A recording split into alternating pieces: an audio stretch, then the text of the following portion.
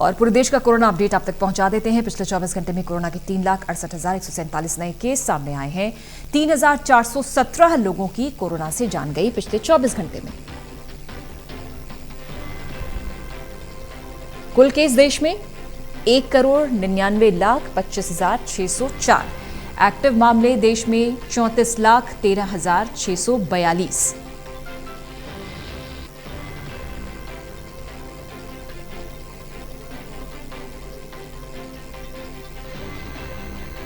तरुण कालरा हमारे सहयोगी। तरुण, घटते बढ़ते आंकड़े दहशत भी मचा रहे हैं, चिंता में भी सब लोग हैं। ताजा स्थिति बताएं जरा, पिछले 24 घंटे का हाल बताएं देश का। देखिए, पिछले 24 घंटे के दौरान ये पहली बार हुआ है करीबन महीने भर में।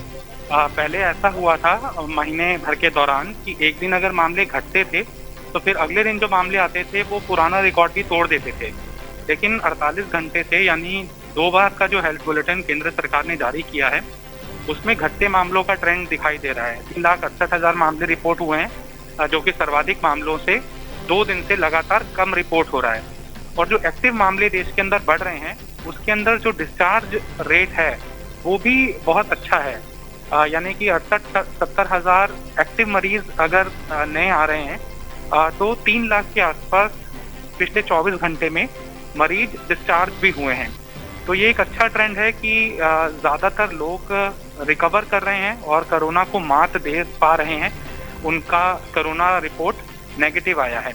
हालांकि इस बात से आंशिक राहत ही सिर्फ महसूस की जानी चाहिए, क्योंकि ये पीक हम देख चुके हैं या फिर आने वाला वक्त और ज़्यादा भयावह हो सकता है। इस बात की आशंका से इनकार नहीं किया जा सकता। क्रेडिट इस बात को ही दिया जाना चाहिए, क्योंकि सरकारी क्या इंतज़ाम है वो किसी से भी अब छिपे नहीं हैं। लिहाजा लोगों ने खुद से ही अब ये मान लिया कि प्रशासन उनकी जान की रक्षा नहीं कर सकता। लिहाजा अब वही चीज़ें फिर से लोगों ने सख्ती से अपनी पालना में लानी शुरू कर दी हैं, जो कि अगर समय रहते की होती तो शायद देश को ये मंजर देखना भी नहीं पड़ता और प्रशासन की पोल भी नहीं खुलती। हालांकि जो होता है अच्छे के लिए होता है कहते हैं। कम से कम हमें ये तो रियलाइज़ हो गया कि सरकारी इंतजाम है वो हमारी जान बचाने के लिए काफ़ी नहीं है अभी देश के अंदर, और अभी हेल्थ इंफ्रास्ट्रक्चर को और इन्हेंस किए जाने की ज़रूरत है।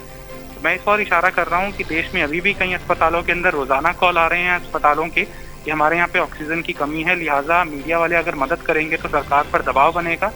रेमडेसिविर को लेकर भी हाहाकार अभी कम नहीं हुआ है। आईसीयू बेड्स के लिए भी वीवीआईपी की अप्रोच लगाने के बावजूद भी किसी को भी आईसीयू बेड मिलना इस समय बहुत दुर्लभ हो गया है। लिहाजा लोग अपने हाथ में अब कमान ले चुके हैं, इसीलिए अपनी रक्षा खुद करें। और आगे भी अगर यही स्पिरिट के साथ हमने कोरोना से जंग लड़ी तो कुछ हद तक हमें कामयाबी मिल सकती है, जो कि पिछले 48 घंटों के दौरान आंकड़ों के जरिए रिफ्लेक्ट भी हो रहा है।